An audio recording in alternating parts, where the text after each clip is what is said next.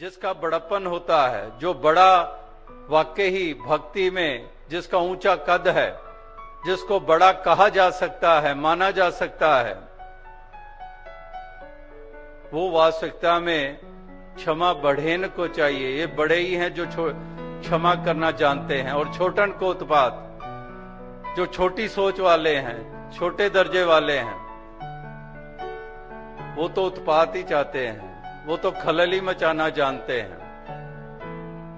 और जैसे कहा कि अरम में अहम से भरे होते हैं, हर किसी को मूर्ख समझेंगे, जुबान पे भी यही होगा, he is crazy, she is crazy, वो क्रेजी, ये क्रेजी, ये तो पागल है, ये तो मूर्ख है। और कभी भी अपने अंदर झांक कर नहीं देखा कि अपने स्वभाव क्या हैं। ऐसे स्वभाव हैं कि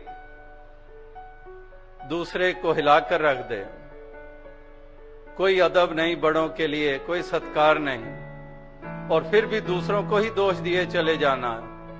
अपने आप को जैसे कारण मैं नहीं हूं, 100% दूसरा ही कारण है।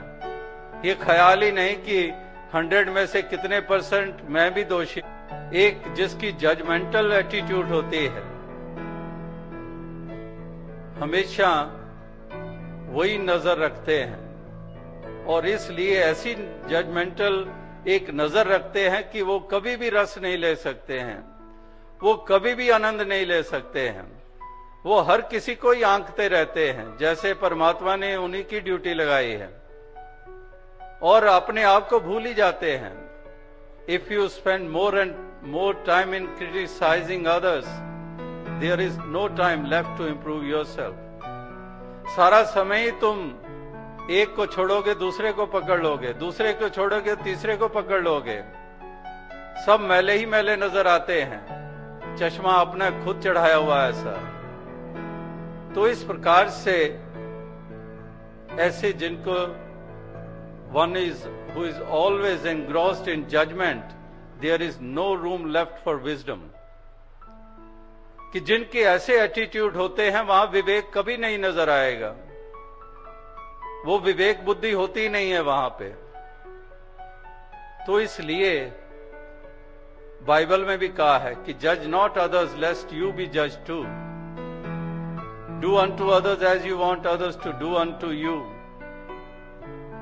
तो ये केवल एक शब्द और पंक्तियां नहीं हैं, ये बहुत महत्ता रखते हैं, इसके बहुत मायने हैं। इसी प्रकार से भक्त बेकार के एक